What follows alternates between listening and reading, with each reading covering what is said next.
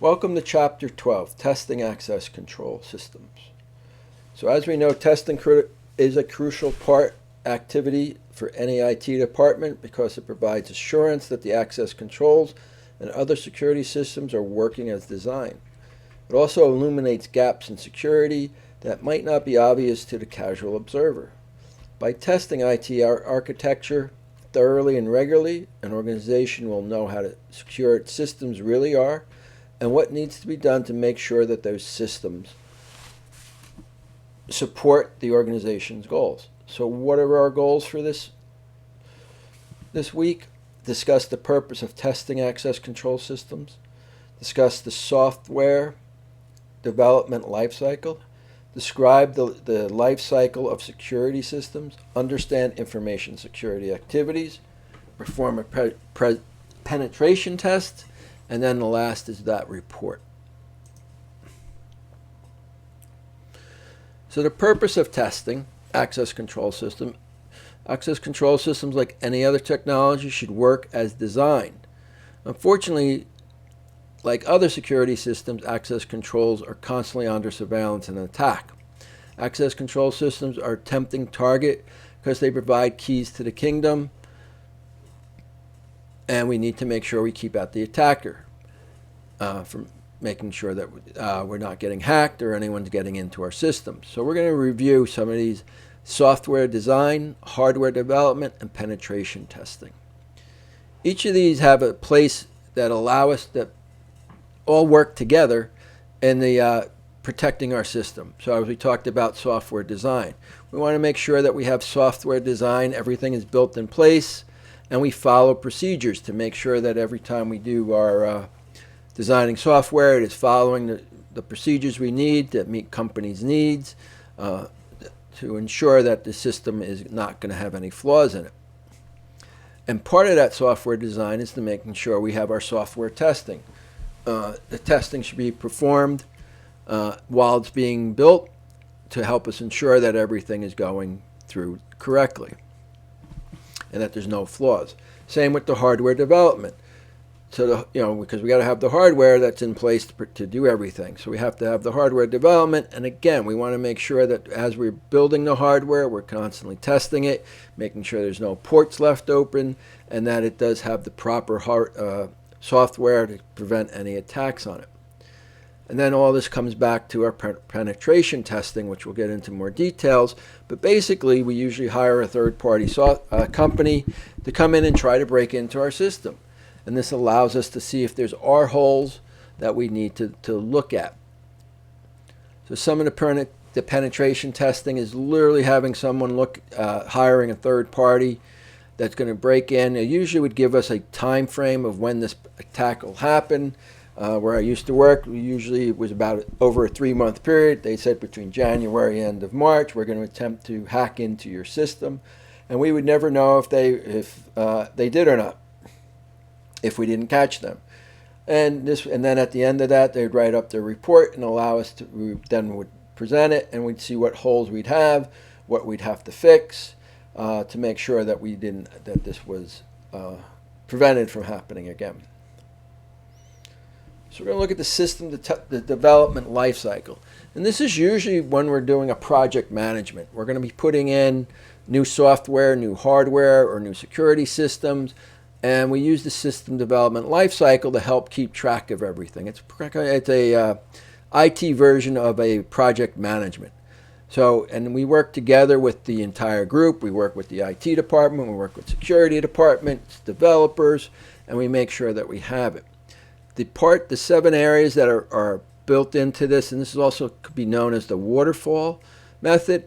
But we start with planning, requirements analysis, software design, development of coding, testing and integration, release and training, and support. And then we're also going to look at something called the agile software development. And that's a little bit different in how it goes about the process. It's more integrated. It's not one than the other. And so these are some of the things that we're going to look at.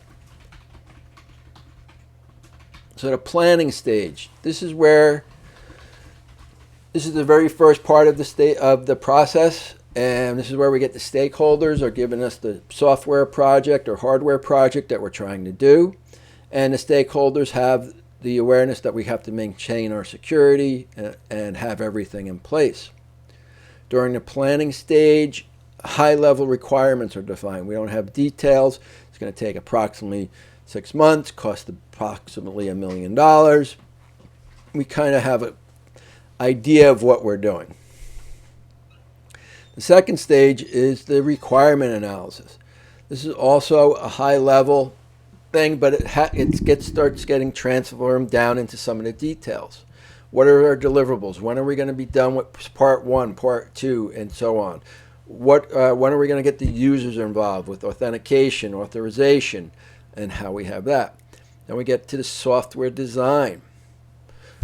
Once formalized requirements have been laid out, system architects and software engineers can begin to design the low-level functions that will make up the final product. At this stage, specific access controls measures are designed into the software. And we have the development. During development cycles, programmers are actually writing the code, building the hardware, doing the integration. At this point, we usually do unit testing what they build instead of waiting till the very end. We do have a testing and integration area also, and that allows us to do the integration testing to make sure it's going to work on our current systems. It's not going to have any flaws. It's going to work on the operating systems. It's going to work with the database. It's going to work over the network. And we also want to do something called load testing, what it's going to be like when we have all the users on it and that is causing issues. So these are some of the things. Then we get into the release and support. That's the 7 stages that we usually do. So now from the security development life cycle, a little different, and it has the initiation, acquisition and development, implementation and testing, operations and maintenance, and sunset or disposal. So we're going to take a look at this. Initiation phase. During the initiation phase, the existing architecture security systems are documented and preliminary risk assessments conducted. Applicable laws and regulations are identified. The documentations and analysis done during this phase are crucial. The acquisition and development during this phase, a more complete risk assessment. So we're trying to review what we have going on. We see what we had and what do we need to make it better. We create our baseline here, because if we don't have a baseline, we don't know if we're making it any better or not. Once this is done, the security team establishes the goals that we're trying to get. We'll send out RFPs to the vendors to make sure we can get the quotes that they're going to be able to do the work in the time frame that we want. The implementation and testing, once the new systems have been purchased, it must be installed, and that's the implementation, and then we're doing the testing. And again, we're going to do the unit testing each unit, and then we also do the integration testing. Operation and maintenance. This is the longest of the phases, and this system is continuously monitored, incidents are dealt with, and the security team modifies. And the old system will either be going to be sunset or disposal. How do we get rid of this old system that's obsolete and we're no longer using it, or it's not getting upgraded? From that point of view, we have to figure out how we're going to remove it to make sure the new system's replacing it, that we don't have any open time. So we want to make sure the new system's in place before we actually bring down the old system. But we do run into difficulties where the two systems could clash. So we got to make sure we resolve that before we do the installation. So security monitoring, incident handling, and testing. Security teams regularly monitor anything that's going on. We maintain a log, day-to-day activities. We run automatic scanners, reviewing the logs to make sure nothing's happening, because having logs is a great way to detect any intrusion, but if we don't review them, it's not doing us any good. So we have that automated. Development of the test plan and scope. So what do we want to look at for when we're doing our testing? So what is the impact? What vulnerability do we have? What is our breach planning, gap analysis? The impact, what is it going to have on our test operations? Are we going to have any disruptions? Will testing being done off hours versus being done during the day? Vulnerability, are there known vulnerabilities we need to take back? And gap analysis, security concerns, intrusive versus non-intrusive testing. Continue without interruption by the security testing. Non-intrusive test methods such as host discoveries or port scannings. Host discoveries is the process of scanning the network to find out if there's any IP addresses attached to potentially vulnerable resources such as web servers or databases. Port scanning is a technique designed to probe a network's open port. Ports that are not being used should be closed. Non-intrusive testing methods can uncover valuable information about potential vulnerabilities. Vulnerabilities assessment scanning. IT crimes are generally crimes of opportunity. Attackers look for weak networks and bypass strong ones unless resources are strengthened. So we want 3 types of basic vulnerabilities assessment. We have network scanners, a general purpose scanners that probes a network for a variety of widely known vulnerabilities. Port scanners, a special tool that probes open ports on a system, and web application scanner scans host web applications for known vulnerabilities. So we want to make sure we have this going on.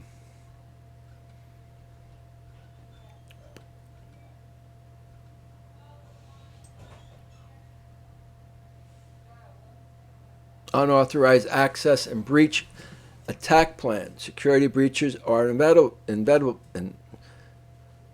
Security breaches will happen. They can occur despite the best efforts to prevent them. Knowing this, incident response and remedy.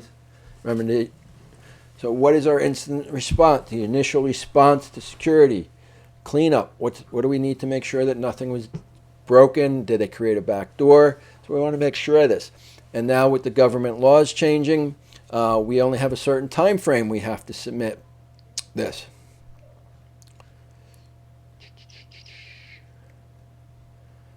So user domain gap analysis.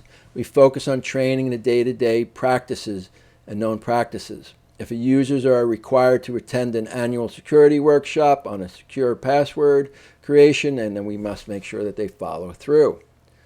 Workstation domain, because the number of workstations in an organization can be high, automated vulnerability scanners are often the most efficient way to perform gap analysis in a workstation. LAN domain gap analysis focuses on the network itself, how the resources on the network are there. LAN to WAN domain, there are tools such as port scanners that come into play. So these are some of the things that we want to evaluate as we go through this. Now, we talked about remote access a few weeks ago. So these are some of the things we want to make sure that we have. Remote access domain, allowing remote access to internal resources makes it, because these are people that we want to get in, but it makes it a little harder for us to verify everything. Performing that systems penetration test. And it's usually a simulation. They're not going to hack anything, but usually we hire a third party to do this. We can do it internally if we have the proper tools, but usually it's just an easier way to do it. So the penetration test will have a plan. They'll sit down and meet with management. What information will be gathered. If they do get in, making sure that they do not get in and actually take any information that should not be. Vulnerability protection, penetration attempts, analysis reporting, and cleanup. So these are the things that they're going to look at.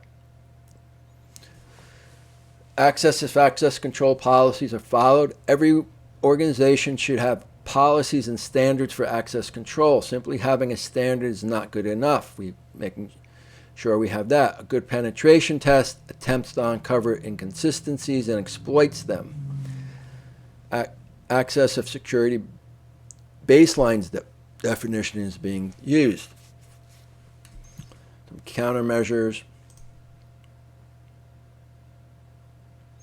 preparing the final report. After after the third party, or even whether it's internal, we want to make sure we have our deliverables of what the penetration. And in that, the final report's going to tell us what they actually did, when did they do it, how did they do it, what did they find, good or bad. And if they found it bad, then we should come up with the identity gaps and risks that were exposed. We want to make sure that they describe what the activities were and make sure that we can follow up and make sure that it's there and close those things, close those areas of weakness.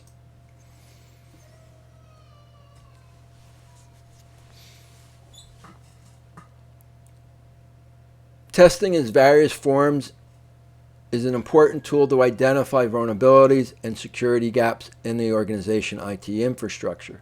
Ideally, a testing plan should include both intrusive and non-intrusive test methods, as each will provide a different view of the infrastructure. For the protection of the testers, intrusive tests should be conducted only with the fully approved of upper management as well as legal documentation. Once security testing is complete, a detailed report of the tester's finding as well as recommendations